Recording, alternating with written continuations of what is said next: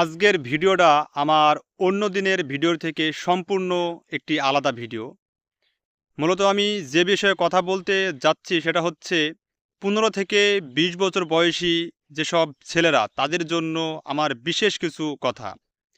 কথাটা হচ্ছে এই 15 থেকে 20 বছর বয়সে একটা ছেলের ভবিষ্যৎ জীবন নির্ভর করে তার জীবনটা সে কিভাবে গড়ে তুলবে।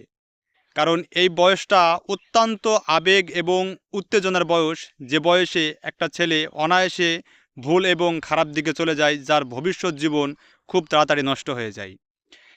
এই বয়সে একটা ছেলে হাই স্কুল মানে মাধ্যমিক লেভেলে পড়াশোনা করে এবং পড়াশোনা করা অবস্থায় দেখা যায় যে অনেক ছেলে আছে তারা মেয়েদের ফাঁদে পা দেয় এবং আবেগের বয়সে প্রেম ভালোবাসাতে যুক্ত হয়ে যায়।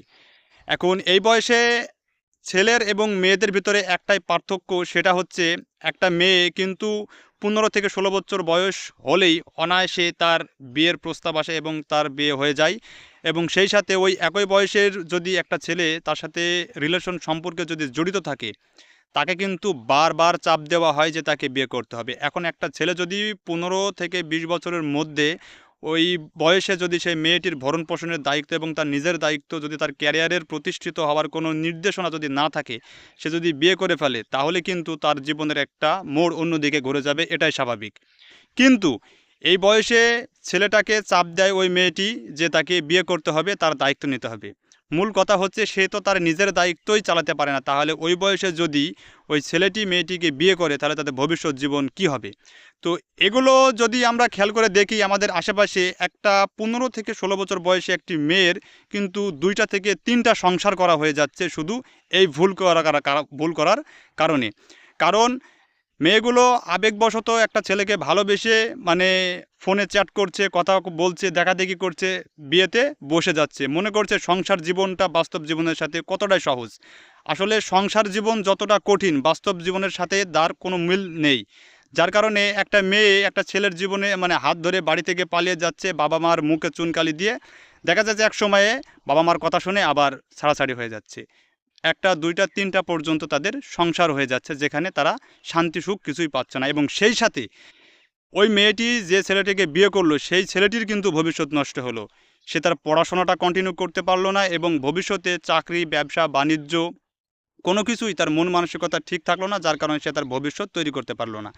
এখন ছেলেদের জন্য, বিশেষ করে 15 থেকে 20 বছর বয়সী যেসব ছেলেরা, তাদের জন্য আমার বিশেষ একটি বার্তা। মূল কথা হচ্ছে, তোমরা যাই করো না কেন, একটা বিষয় প্রেম করো আর যাই করো, এই বয়সে যদি তোমরা যদি তোমাদের আবেগ যদি কন্ট্রোল করতে না পারো, তা যদি প্রতিষ্ঠিত না হতে পারো, ভবিষ্যতে এরকম মেয়ে তোমাদের ধোঁকা দেবে। এবং তারা দেখা যাবে যে একটা বিষয় আছে, যেটা হচ্ছে যে একটা মেয়ে প্রেম করবে, তোমার সাথে দেখা করবে, সব কিছুই করবে, কিন্তু একজন বিদেশি ছেলে, একজন চাকরিওয়ালা ছেলে যদি পেয়ে যায়, তোমার সাথে কথা বলতে বলতে হাসতে হাসতে বলবে যে পরিবারের চাপে আমার কিছু করার নেই, আমাকে বাবা মা চাপ দিচ্ছে, আমার বাবা বিষ খাবে, মা মারা যাবে, গলায় দড়ি দেবে, এই কথা বলে বিয়ে করে ফেলবে। তখন কিন্তু তোমার আর কিছু করা থাকবে না, সে অনায়াসে বিয়ের পিড়িতে বসে যাবে। তখন তুমি কি করবা? ওই নেশাগ্রস্ত হয়ে যাবা, রাস্তায় ঘুরে বেড়াবা, কান্নাকাটি করে বেড়াবা, দেখা যাবে তোমার ভবিষ্যৎ সব নষ্ট। শুধু ওই মেয়ের পিছনে থাকার কারণে তোমার ভবিষ্যৎটা নষ্ট হয়ে গেল। আসলে মূল বিষয় হচ্ছে যে একটা ছেলে একটা মেয়ের মানে যদি সংসার করতে হয়, তাকে সর্বপ্রথম প্রতিষ্ঠিত হতে হবে। আর প্রতিষ্ঠিত যদি হতে না পারা যায়, তাহলে এই 15 থেকে 20 বছর বয়সী ছেলেদের জীবন এভাবেই ধ্বংস হয়ে যাচ্ছে। কারণ প্রতিষ্ঠিত না হওয়া পর্যন্ত কোনো মেয়ের দায়িত্ব যদি নেওয়া যায়, তাহলে কোনো মেয়েই থাকবে না। কারণ সংসারে যদি অভাব অনটন শুরু হয়, তাহলে ভালোবাসা জানলা দিয়ে পালিয়ে যাবে, এটাই হচ্ছে তার মূল কথা। আসলে দুনিয়া, আর এই দুনিয়াতে আবেগ, ভালোবাসা, প্রেম যাই বলো না কেন, টাকার কাছে সব বিক্রি হয়ে যায়, এটাই হচ্ছে বাস্তব কথা।